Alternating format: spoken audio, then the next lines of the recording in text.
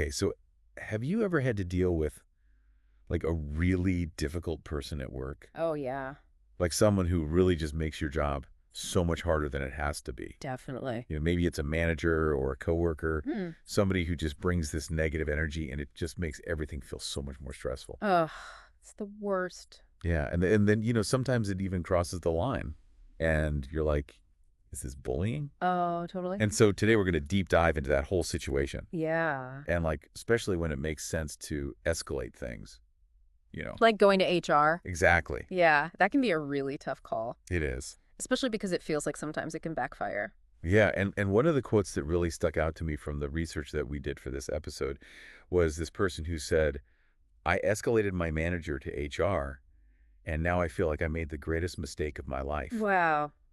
Yeah, that is a heavy quote. It's really powerful, and I think it captures that feeling of like when things go wrong. Right, because you think HR is going to be on your side, Exactly. but it's not always that simple.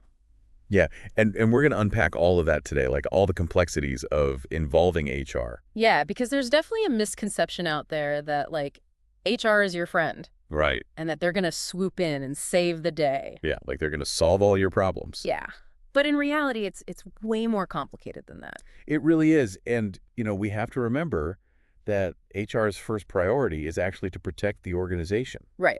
The company itself. Exactly. Yeah. And not necessarily like the individual employees. Yeah, and that doesn't mean they're like bad or anything. It's just that you have to understand their perspective. Right. They're looking at things from a legal and financial standpoint. So like mitigating risk for the company. Exactly. And making sure that everything is, by the book. So it's less about like feelings. Right. And more about like facts and evidence. Exactly. Yeah. And so that actually brings us to this idea of like the do nots when dealing with HR. Okay, the things you shouldn't do. Exactly, because the source material that we looked at had this whole list. Oh, interesting. Yeah, and it's really easy to get things wrong if you don't approach it in the right way. I bet. So I'm curious, like from your perspective, what are some of the biggest mistakes that people make? Well, one thing I see a lot is people relying too much on like emotional language Okay. when they're describing the bullying. Like saying things like, my boss is just toxic. Exactly. Yeah. And while your feelings are totally valid, Of course. HR needs more than that.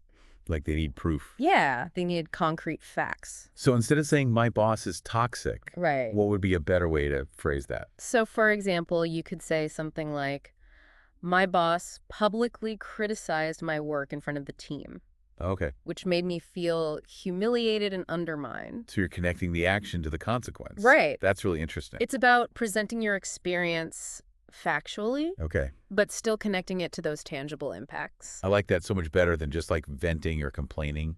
Right. It's about giving evidence to back up your claims. That makes total sense. And another common mistake is exaggerating or making these like sweeping generalizations, like saying my boss always does this or my coworkers never do that. Right. You really need to stick to the facts. Like specific instances. Exactly. Avoid those subjective interpretations. It's really starting to feel like building a legal case, It kind of is. which is not what you expect when you think about going to HR. Right. But that's the reality. So we've talked about emotional language and exaggerating. What else should we be careful about? Well, another big one is retaliation. Oh, Ria. Even though it can be so tempting to like, get back at the bully. Especially when you're feeling angry and hurt. Right. But retaliation can really hurt your case in the long run.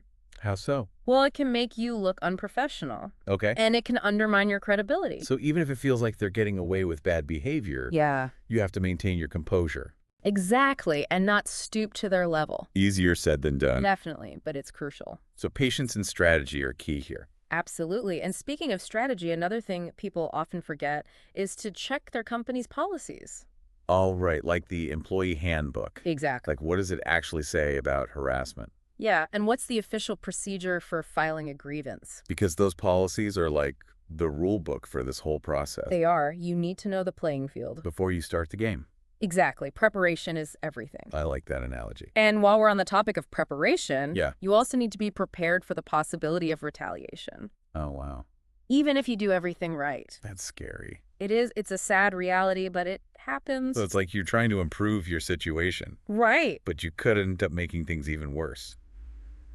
It's a risk you have to consider. So what can you do to protect yourself? Documentation, documentation, documentation. Oh, okay. Every email, every text, every interaction, write it down. So if retaliation does happen, Yeah, you have proof. exactly. That documentation becomes your armor. Okay, so we've covered some of the major don'ts. Right.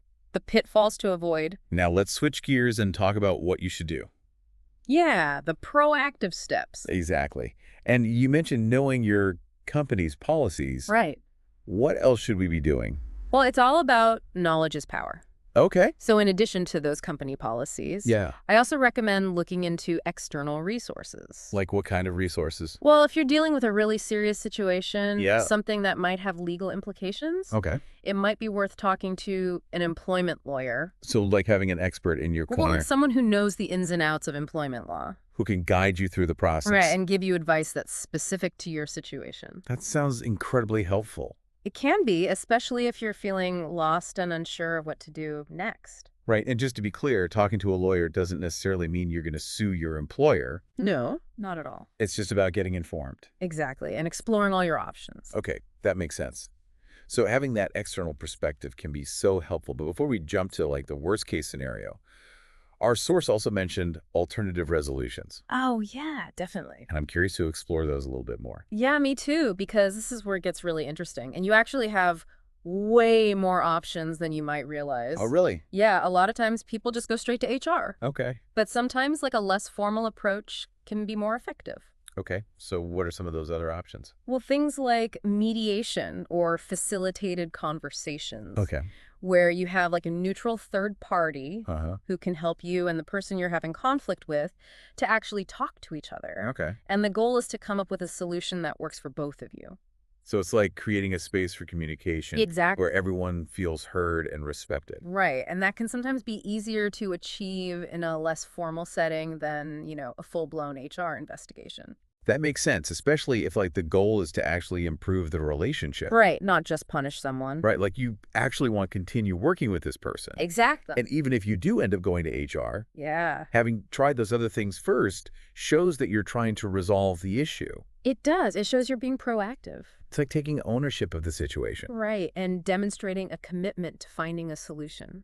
And even if those informal resolutions don't totally fix everything, Yeah. they can still give you some valuable insight. Totally. You might discover there was just like a miscommunication. Oh, yeah. Or some underlying issue that you weren't aware of. And then you can address that Right. and hopefully make things better. So it's like a win-win, even if it doesn't go exactly how you planned. Exactly. And that leads to another important point that your sources touched on, Okay, what's that? the power of perspective. Oh, interesting.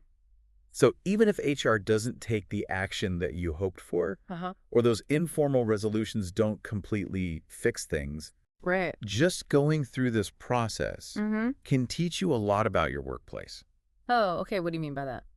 Well, it can give you a much clearer picture of how your company handles these situations. Like in real life, not just what they say in the handbook. Exactly. And you might find that their actions don't really match up with their stated values. Oh, that's interesting. Yeah. Or you might realize that there are like bigger systemic problems Okay. that are contributing to this toxic environment. So it's like you get this behind-the-scenes look at the company culture. Right. And it's not always pretty, Right. but it's valuable information. Because then you can decide if you actually want to stay there. Exactly. Mhm. Or maybe it inspires you to try to change things. Yeah, like be an advocate for positive change. Exactly. It's about taking that negative experience Mm-hmm. and turning it into something positive. I love that. It's about reclaiming your agency Okay. and recognizing that even if you feel let down by the system, Yeah. you can still use that experience to make things better. So you've done all this, you've documented everything, Right. you've explored your options, and you've gained this new perspective. Mm-hmm.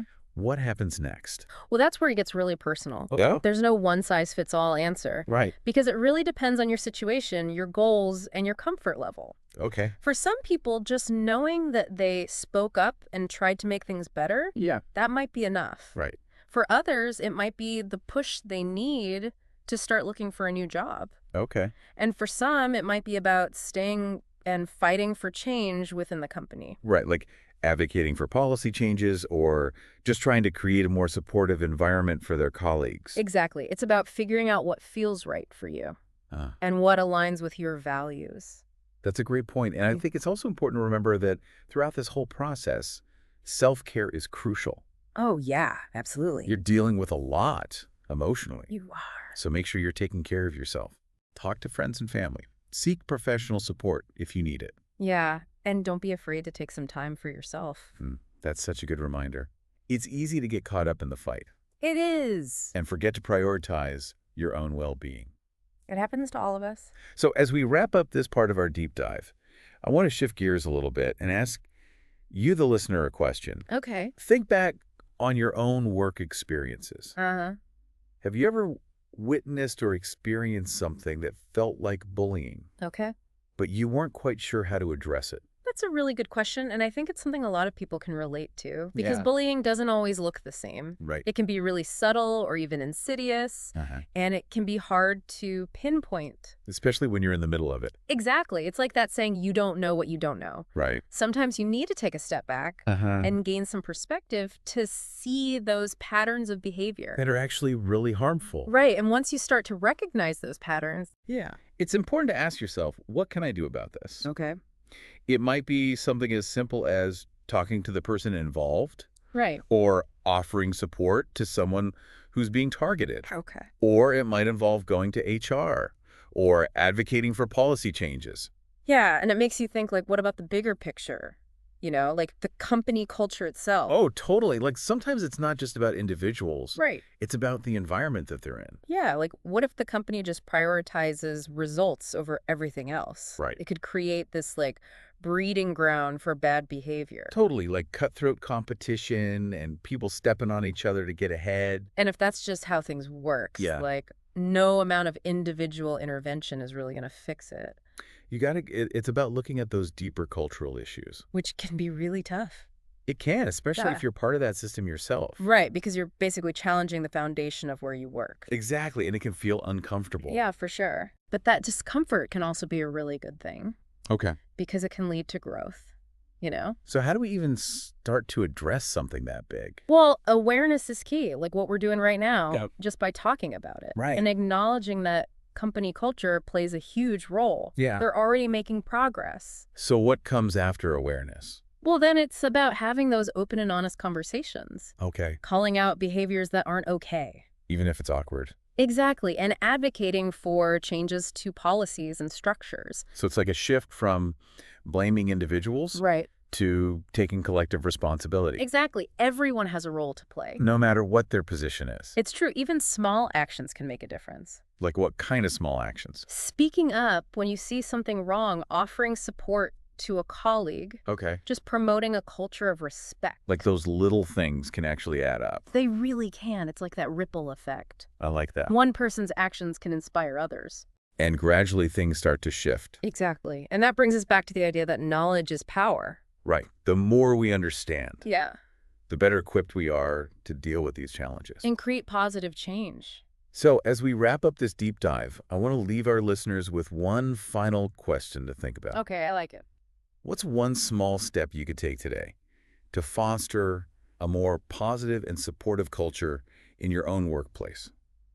That's a great question, and it doesn't have to be something huge. Right. It could be as simple as checking in on a colleague who seems stressed, Okay. or offering a word of encouragement, or just making a conscious effort to really listen during meetings. Or maybe it's about looking at your own communication style Totally. and making sure you're treating others with respect. Those little things can have a big impact. And over time, they can create a culture where bullying just doesn't happen. That's the goal, right? It's so, to all our listeners out there, thank you so much for joining us on this deep dive. Yeah, it's been great chatting with you all. We hope you learned something new today and feel empowered to make a difference in your own workplaces. Absolutely. Remember, your voice matters, Your experiences are valid. and your well-being is so important. Until next time, stay curious, stay informed. And keep diving deep.